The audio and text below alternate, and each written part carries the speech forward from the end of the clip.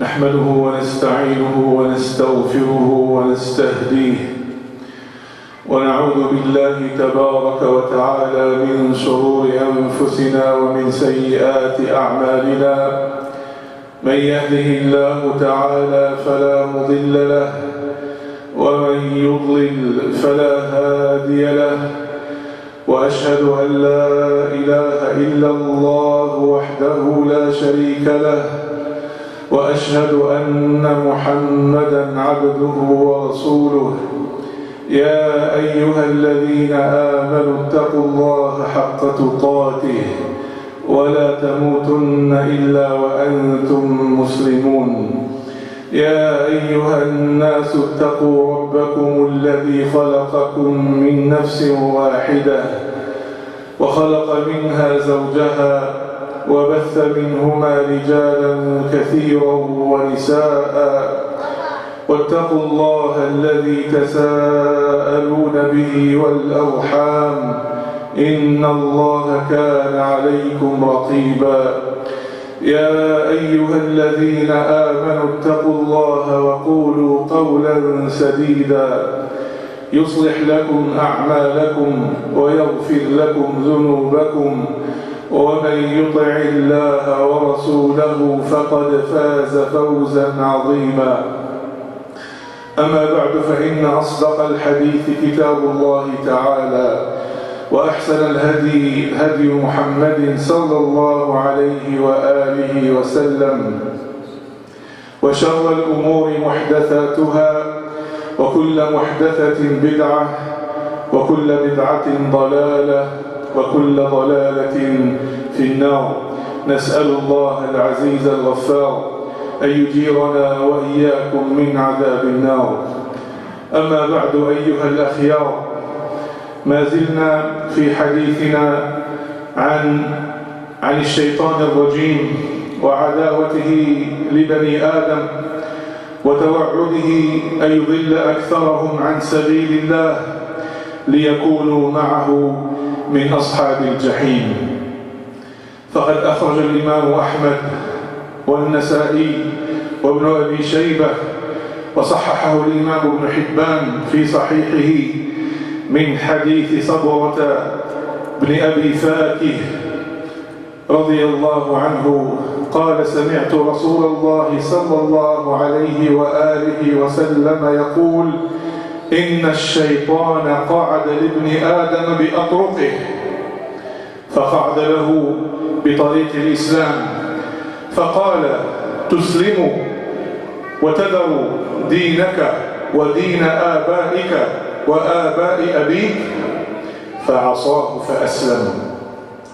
ثم قعد له بطريق الهجرة فقال: تهاجر وتدع أرضك وسماءك، وإنما مثل المهاجر كمثل الفرس في الطول، فعصاه فهاجر.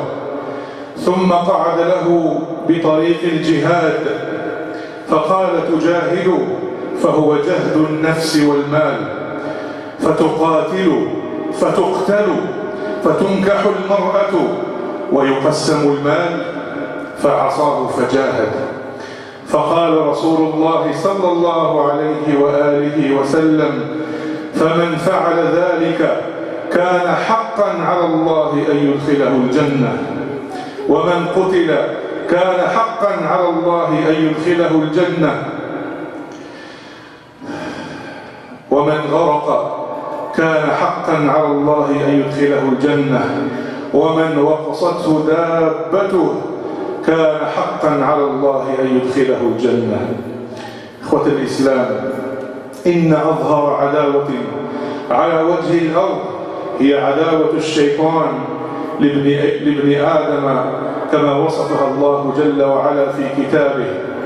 وكما ذكرت في خطبة الماضية، إنها عداوة ظاهرة بينة، وهذا إخوة الإسلام من قبيل الإيمان بالغيب، أن تؤمن بما أخبر به الله تبارك وتعالى من الغيبيات عن هذا العدو الذي لا تراه ولا تسمعه، ولولا أن الله أخبرك ما علمت بوجوده ولا بعداوته الشديدة لك، ولا اتقيت شره ومكره، ولا اتخذت لنفسك جنة دونه.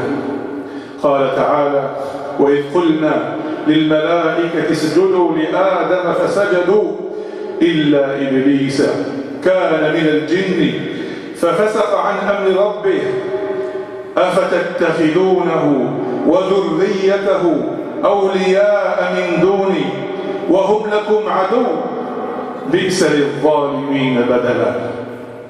وقال سبحانه وتعالى لأبينا آدم عليه السلام: يا آدم إن هذا عدو لك ولزوجك فلا يخرجنكما من الجنة فتشقى.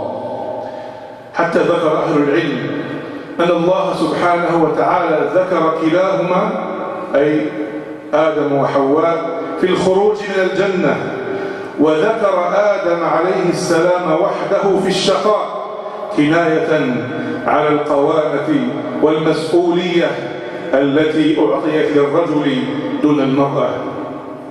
فعداوة الشيطان بينة وشديدة، ومع ذلك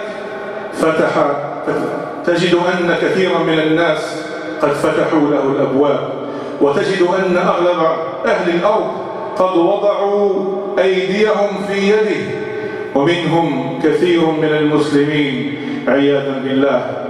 لذلك أنكر عليهم رب العزة سبحانه جل في علاه في قوله: أفتتخذونه وذريته أولياء من دوني وهم لكم عدو بئس للظالمين بدلا. أي أتستبدلون جوار الرحمن الرحيم بجوار الشيطان الرجيم؟ يا بئس الاستبدال ويا بئس الرأي. ويبين شدة هذه العداوة حديث أبي هريرة الذي في الصحيح، قال صلى الله عليه وآله وسلم: ما من مولود يولد إلا والشيطان يمسه، وفي رواية إلا والشيطان ينخسه حين يولد فيستهل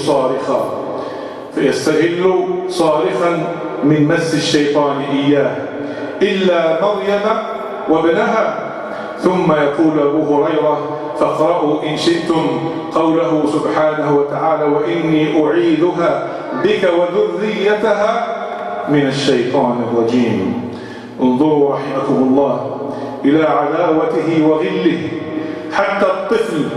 حتى الطفل البريء الذي ما قدم وما أخر، وليس له سن يقطع ولا يد تبطش، فإن الشيطان يؤذيه عداوة منه وحقدا على بني آدم. فحري بنا إخوة الإسلام، حري بنا أن نعرف هذا العدو اللدود لكي نسلح أنفسنا ضده ونكون على حذر منه، عسى أن ننجو من روايته ونلقى الله إن شاء الله سالمين غانمين مطمئنين يوم لا ينفع مال ولا بنون إلا من أتى الله بقلب سليم. Brothers and sisters, we're still in our conversation about the Shaitan and this deep hatred that he has for his sons of Adam, about the oldest animosity in all of the creation of Allah, the animosity for Shaitan and his helpers, followers and offsprings towards Adam alayhi salam and his progeny. Allah Ta'ala said, verily the Shaitan is your enemy, so take him as such, take him as an enemy. He only invites his party, his followers, his helpers to be among the companions of the blazing fire. In the last khutbah, I explained the origins of the Shaitan and how he got his name. And we were able to discuss some of the tricks, the tricks of the Shaitan, so that we would pay close attention to what he tries to do, so that we would protect ourselves.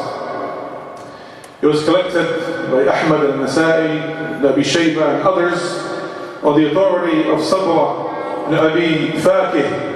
The Prophet ﷺ, he said that I heard the Prophet ﷺ saying, the Shaitan sits in the paths of the sons of Adam. All of them, not just one. But he mentioned 3 in this hadith. He sits waiting for him in the path of Islam. And he says, will you accept Islam and leave your religion and the religion of your fathers and forefathers? But he disobeys him and he accepts Islam. Then he sits waiting for him on the path of migration for the sake of Allah. And he says, will you immigrate, will you migrate and leave behind your land and your sky? The one who immigrates is like a horse tied up to a peg. But he disobeys him and he migrates for the sake of Allah. Then he sits waiting for him on the path of al-jihad. He says, will you strive for the sake of Allah? It will cost you your life and your wealth. You will fight and be killed, and your wife will remarry somebody else, and your wealth will be divided. But he disobeys him and he does his jihad. He strives for the sake of Allah. The Messenger of Allah sallallahu alayhi wa sallam goes on to say, whoever does that, then he has a right from Allah, the mighty and the sublime, that he will admit him into Al-Jannah. And whoever is killed, he has a right from Allah subhanahu wa ta'ala that he will admit him to Al-Jannah. And whoever drowns in the way of Allah subhanahu wa ta'ala, he has a right from Allah that Allah will admit him into Al-Jannah. Whoever is thrown by his animal and breaks his neck and dies for the sake of Allah, then he has a right from Allah that he will make him from the people of Al-Jannah. Brothers and sisters, the most clear animosity on the face of the earth is one of that the Shaitan has towards the sons of Adam. That is why, as I mentioned in the last khutbah, Allah subhanahu wa ta'ala has spoken about it in so many places in the Quran. And Allah subhanahu wa ta'ala has praised the ones that believe in the unseen, al-ghayb, and He did so for a reason. Because this is an enemy that you and I can neither see nor hear. But subhanAllah, we have to believe that not only He is there, but also that He is our clear enemy, the worst foe on the face of the earth. Allah subhanahu wa ta'ala said, do you then take him, and He said that in reprimanding the ones that take him as an ally, do you then take him and his offspring as allies besides me? Well, they are your enemies. Evil it is as an exchange. Allah subhanahu wa ta'ala also, in warning our father Adam alayhi salam about the danger of this enemy, said, oh Adam, this is an enemy to you and to your spouse. Let him not get the 2 of you expelled out of Al-Jannah, so that you, Adam, would face hardship. The scholars of Islam said that when Allah mentioned being expelled out of Al-Jannah, leaving Al-Jannah, He mentioned both Adam and Eve alayhim as-salam. But when he mentioned the hardships that comes with living on earth, then He subhanahu wa ta'ala singled out Adam alayhi salam, because he and the males from his offspring would be the ones to bear the heavy burden of providing for and protecting and being responsible of and being held accountable for the females that Allah subhanahu wa ta'ala put them in charge of. So the animosity for Shaitan is clear and extreme. But yet, the majority of the people on the face of the earth have taken him as an ally. And with them, many of the Muslims, unfortunately, that is why Allah mentioned the ayah that I mentioned previously. Do you then take him as an ally, him and his offspring, while they are your clear enemy? Evil it is as an exchange.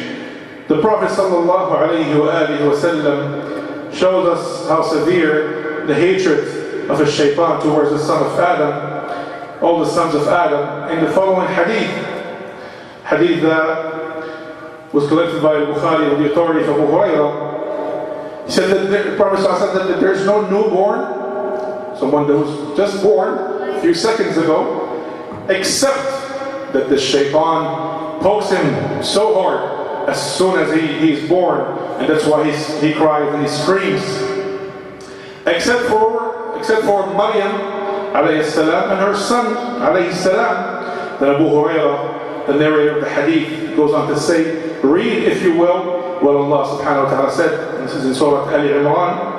And I seek refuge for her and her offsprings in you from the accursed Shaitan. This is when Maryam, the mother of Maryam alayhi salam, gave birth to Maryam. She sought refuge for Maryam and her offsprings in Allah subhanahu wa ta'ala from the Shaitan. Now imagine the level of hatred and the level of animosity.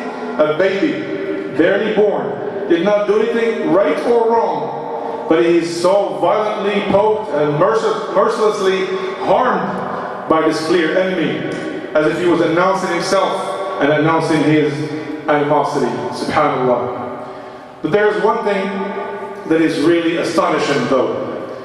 The fact that if you look throughout the Quran, you will not find, not even once, Allah subhanahu wa ta'ala mentioning the Shaitan as his enemy subhanahu wa ta'ala. Allah never mentioned the Shaitan as his enemy. He mentions him as the enemy of the sons of Adam. But you'll find many, many places where Allah subhanahu wa ta'ala mentions people from the sons of Adam as his enemies. Subhanallah. ألم يقل سبحانه وتعالى فإن الله عدو للكافرين. Allah is the enemy. For verily Allah is the enemy of al-kafirin. Allah subhanahu wa ta'ala said, in talking about the story of Musa alayhi salam and his mother, وَإِذَا أُوحَيْنَا إِلَىٰ أُمِّكَ مَا يُوحَى أَنِ اقْذِفِيهِ فِي التَّابُوتِ فَاقْذِفِيهِ فِي الْيَمِّ فَلْيُلْقِهِ الْيَمُّ بِالسَّاحِلِ يَأْخُذْهُ عَدُوٌّ لِي وَعَدُوٌّ لَهُ. Subhanallah. قدم عداوة فرعون له سبحانه وتعالى قبل أن يكون عدوا لموسى عليه السلام. Allah Ta'ala said, talking about the story of Musa and his mother, when we inspired to your mother, what we inspired, saying, cast him into the chest and cast him into the river, and the river will throw him onto the bank. They will take him, my enemy, or an enemy to me and an enemy to him. So Allah subhanahu wa ta'ala mentioned many enemies from the sons of Adam, but he never mentioned the Shaitan as his enemy. And there has to be a secret behind that. Some of the scholars of Islam say, might be due to the fact that you and I can protect ourselves from the Shaitan. That is from the one that is from the jinn, the Shaitan. And you can protect yourself from his harm if you know what you're doing, if you know how, if you have the knowledge. Keeping your wudu, doing isti'adah, the dhikr of Allah, seeking refuge in Allah subhanahu wa ta'ala, reciting the last two surahs of the Quran, and many other things that you can do, as we will see later on inshallah. And these things and many others would protect you from the Shaitan, will make him run away. But subhanAllah, when it comes to the human Shaitan element, the Shaitan from mankind, Shayateen al-Ins, well, you can recite the whole Quran on him, he's not going anywhere. He's going to stay right there, subhanAllah, which makes him even more dangerous. And it is, subhanAllah, the danger for the ones that open the door for the Shaitan and follow his footsteps. They become shayateen themselves from the sons of Adam, and thus Allah subhanahu wa ta'ala, the Almighty, the creator of the heavens and the earth, takes them as enemies, subhanAllah. But going back to the hadith that we started with, the Shaitan gets in the way of the son of Adam. And the Prophet ﷺ used the word bi'atruqih,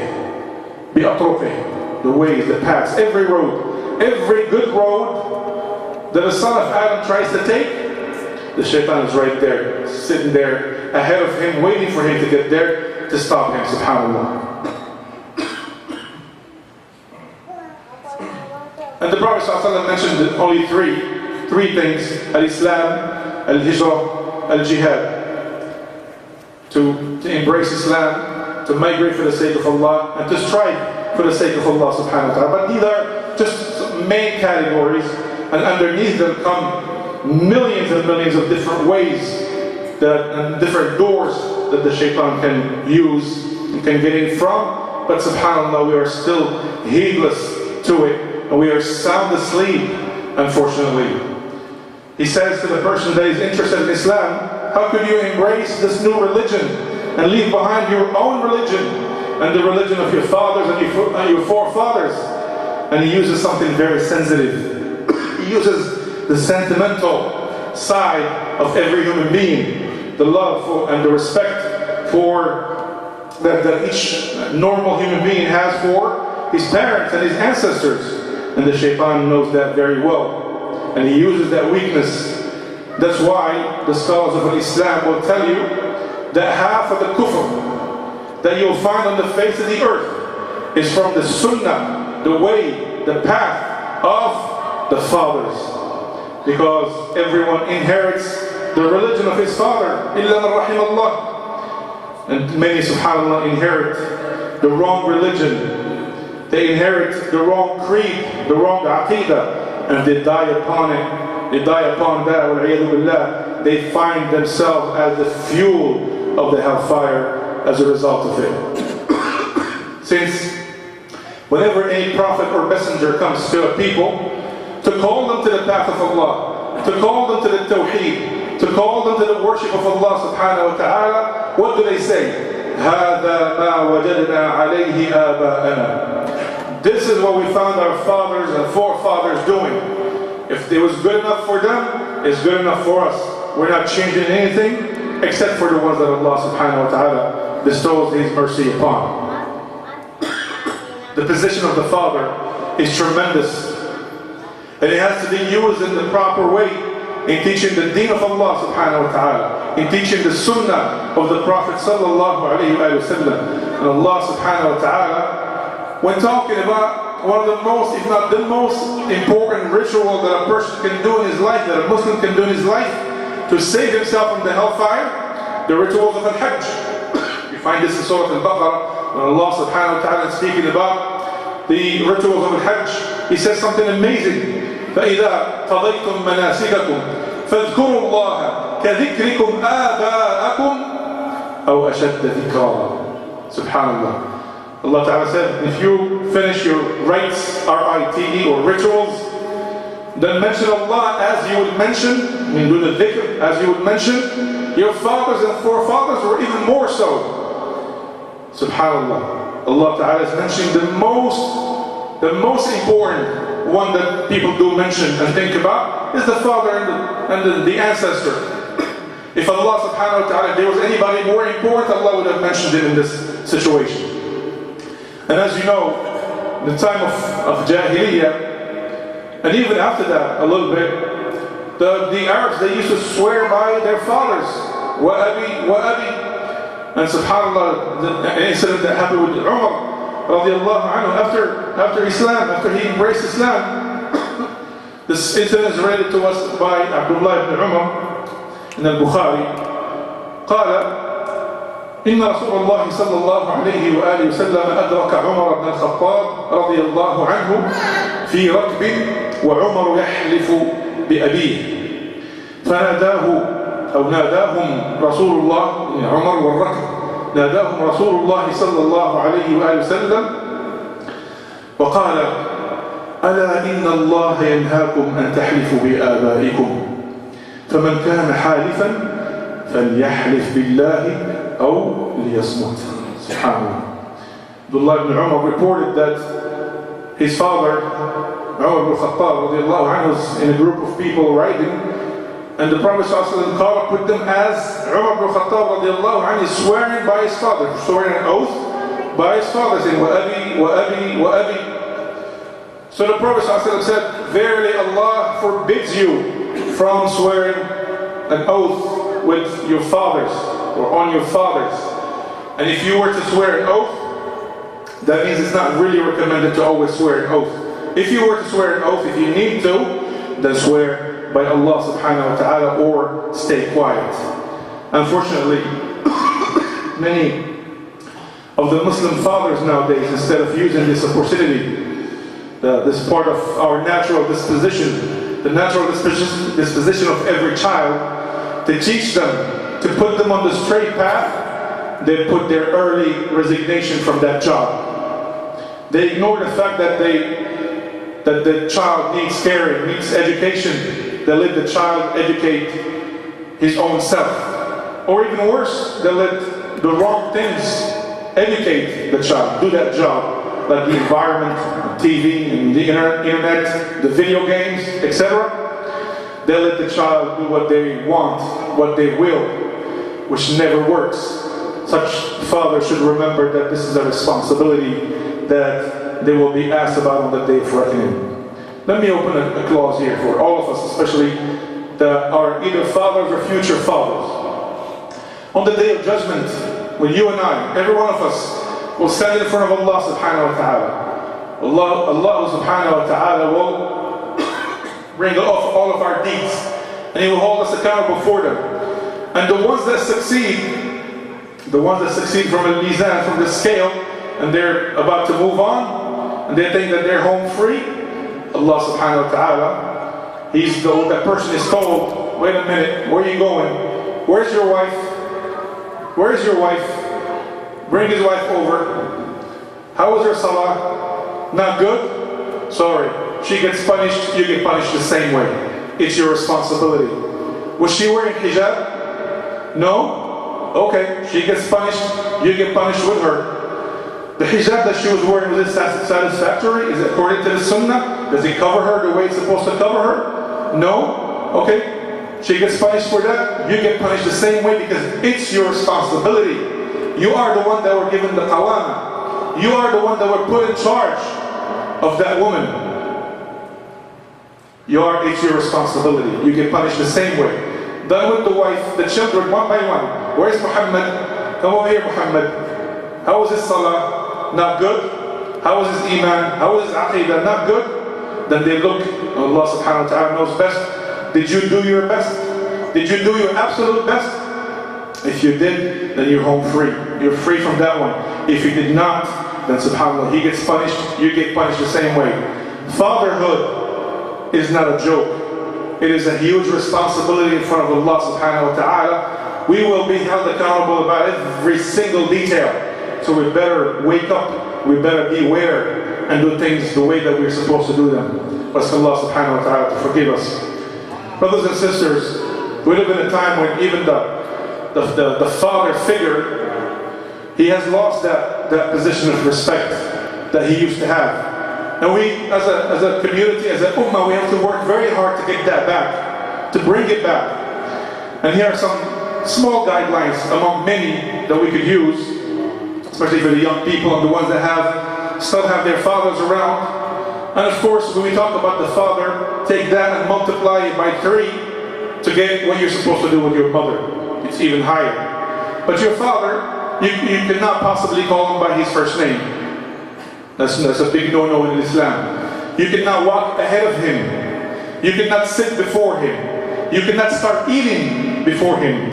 And you cannot look him firmly and straight in the eye. SubhanAllah. You have to lower your eyes, you lower your gaze around him. That's how you respect your father. These are some guidelines and some etiquettes, among many others, that this religion teaches for us to respect our fathers. And subhanAllah, let us all remember this, ya ikhwan. Let us all remember this. You will never, ever, ever fulfill the duty towards your father and become equal to him, ever.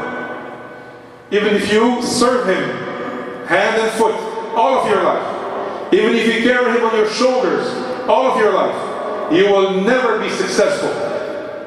You'll never be successful in paying him his dues, what he owes, subhanAllah. You will never be equal to him, except in one situation that the Prophet ﷺ mentions, hadith of Muslim, أخرجه مسلم وغيره عن أبي هريرة قال صلى الله عليه وآله وسلم لا يجزئ ولد والده إلا أن يجده مملوكا فيشتريه فيعتقه. Ya Allah. The Prophet ﷺ said, as was left by Muslim on the authority of Abu Hurairah, Prophet ﷺ said, a son can never ever repay the dues or the debt that he owes his father, unless he finds him in slavery, then he buys him and he frees him. SubhanAllah. That shows you the importance of freedom. SubhanAllah. The importance of freedom. We ask Allah subhanahu wa ta'ala to make us dutiful to our parents and to protect us from الشيطان. أقول قولي هذا وأستغفر الله لي ولكم فاستغفروه إنه هو البر الرحيم.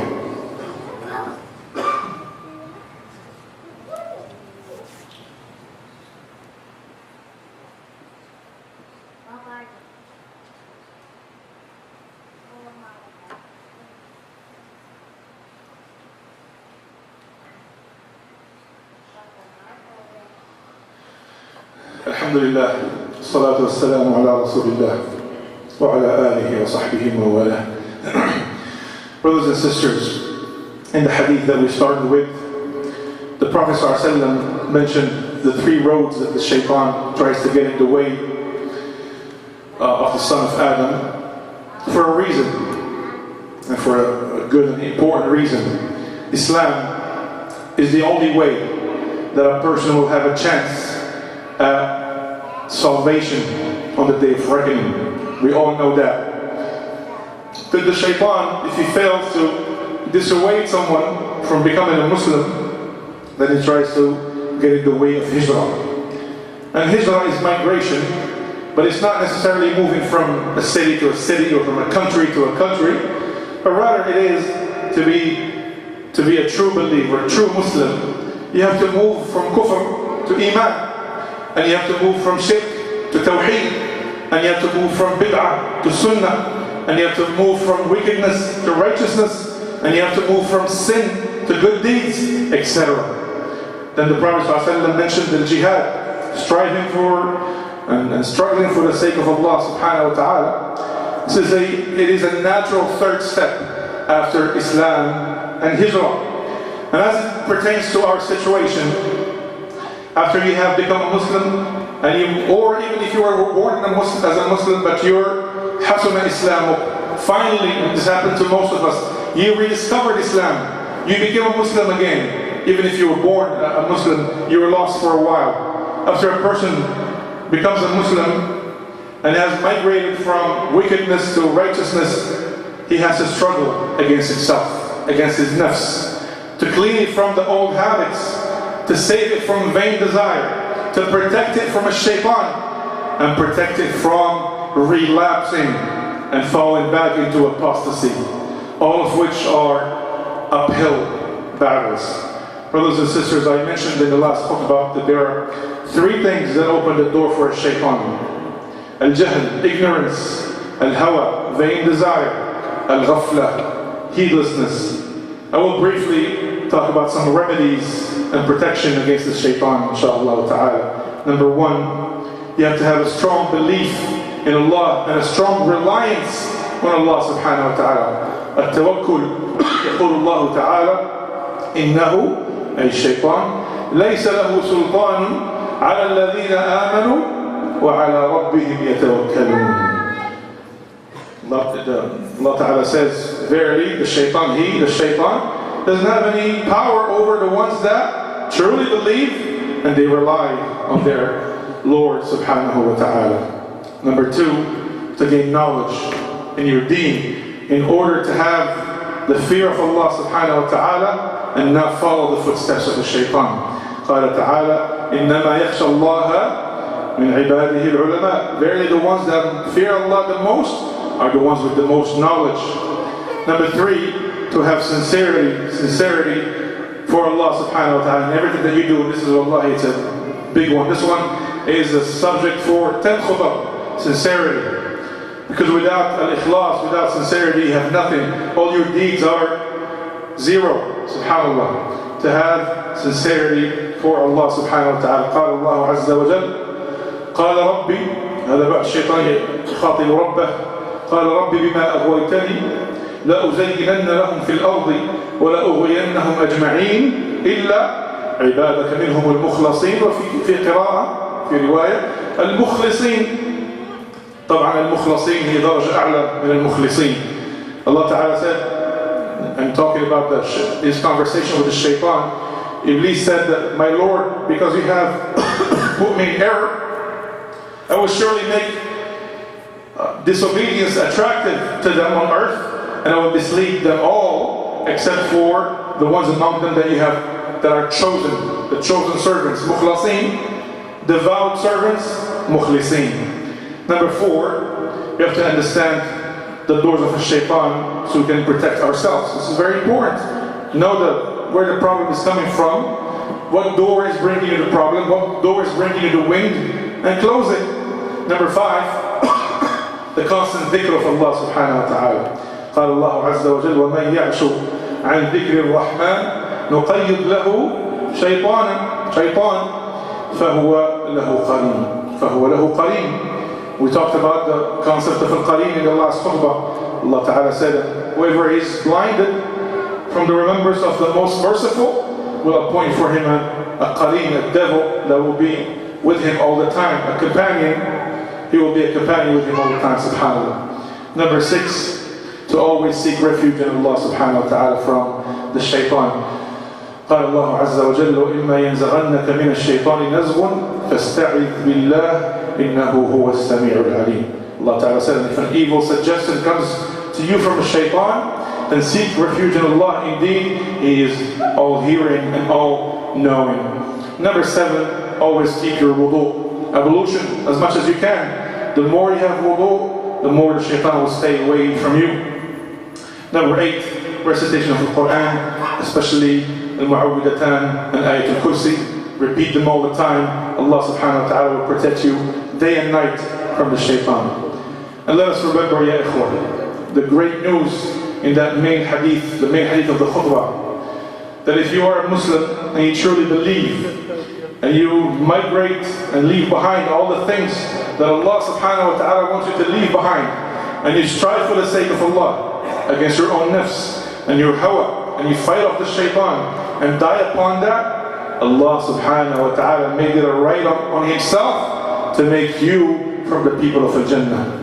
We ask Allah subhanahu wa ta'ala to make you and I from the dwellers of Al-Jannah. We ask Him subhanahu wa ta'ala to protect us from the shaitan and to make us from the ones that when they hear the speech, they follow the best of it. أقول قولي هذا وأستغفر الله لي ولكم. اللهم اغفر لنا ذنوبنا وإسرافنا في أمرنا وثبت أقدامنا وانصرنا على القوم الكافرين. اللهم اجعل الحياة زيادة لنا في كل خير واجعل الموت راحة لنا من كل شر. اللهم آت أنفسنا تقواها وزكها أنت خير من زكاها أنت وليها ومولاها. اللهم اغفر لنا خطأنا وعمدنا وجدنا وهزلنا وكل ذلك عندنا. عباد الله، إن الله يأمر بالعدل والإحسان وإيتاء ذي القربى وينهى عن الفحشاء والمنكر والبغي يعظكم لعلكم تذكرون.